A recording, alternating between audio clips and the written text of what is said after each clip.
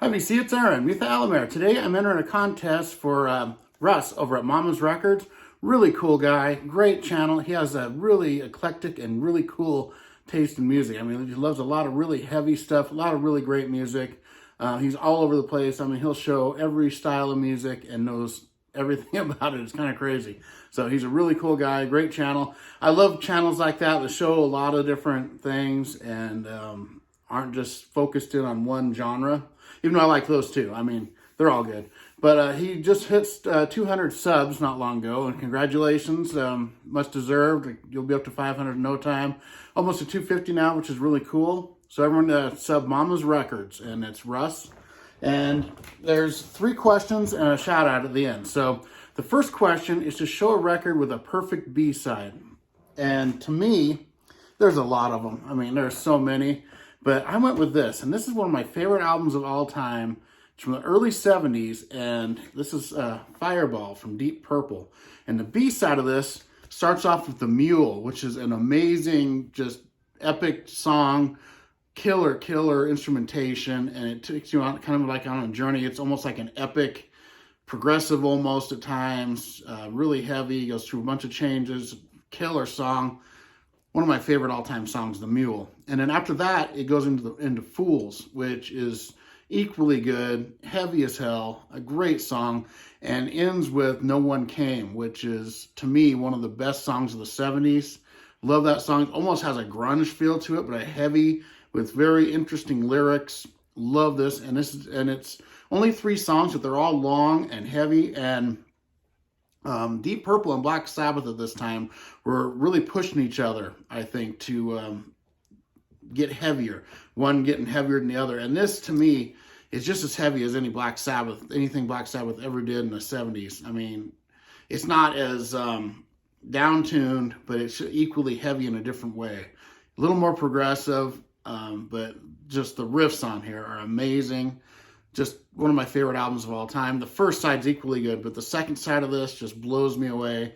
And if no one, any of the younger people aren't aware of the early, like In Rock, Fireball, and Machine Head albums from Deep Purple, and they love heavy metal, they were into Black Sabbath, the heavy stuff like that from the 70s, check these out. This album is so good. And it took me a few spins to really get it.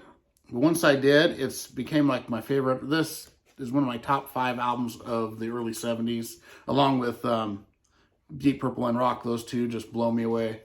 Amazing record. And that second side, especially, it's like I almost have to flip, just keep putting the needle back every time I hear it, because it just blows me away. And then the second question is to show a album by a band that avoided the Sophomore Slump, which is where they have a really great debut, and then the second album falls off and isn't as good. So, to me, this is the first one I thought of, just instantly thought of this. And their debut was amazing. Multi-platinum selling, big hits all over the place, great record. But when Skid Row came out with Slave to the Grind, they just took it to a whole new level. And there's the first Skid Row there, and that's an amazing record. And don't get me wrong, when that was out, me and my friends were totally nuts over it. Still love it. And we were like, oh, good, the new Skid Row's coming out. Wonder what it's going to be like. And then it just blew everyone that I knew away with its heaviness. They still kept some of the mellower stuff, like Wasted Time, In a Darkened Room, Quicksand Jesus, which are all amazing songs on their own. But when they first put it on and the song Slave to the Grind came on, and then The Threat, it just blew us all away. We weren't expecting it. It was almost like they just cranked it up a notch, went faster, heavier. And this is one of my favorite albums of all time. Even though it's actually my second favorite by Skid Row. I like Subhuman Race a little better. But this album, I think it surpassed their debut, even though their debut was amazing. And this is just an amazing record. I love it. And just every song is good. And you can get, 2 different versions, and just amazing. So the third question is to show a double record you think is perfect. Now, I was going to go another heavy metal one, but I decided to go just classic, good, modern rock. And to me, this is a perfect record. It's my favorite album by this band. This is Brothers by the Black Keys. And this is an amazing record. I think it's their best album they've ever done. It's just solid all the way through, a lot of different sounds. They even have an instrumental on here, which I love, called Black Mud. And it kind of reminds me of Clutch in a way, just how the song sounds. And this album just kicks my ass every time I hear it. Love this album. Had a couple fairly big hits, Tighten Up, Howlin' For You. But every song on this is just an amazing, amazing record. To me, this is the pinnacle of the Black Keys. I like them a lot, but this is my favorite album by them. And I think it's amazing. Every song's amazing on it. And then next up, I'm supposed to shout out 2 channels with under 200 subs. And I have a whole big list here, but I'm just going to do 2. And these 2 channels I've actually never shouted out before, but I've been watching them for a long time, and I love their channels. And first is Steve Bender. Steve Bender is great, a great guy, has a lot of the same similar taste in music as me. The Zonk Man, really killer guy. Love his channel.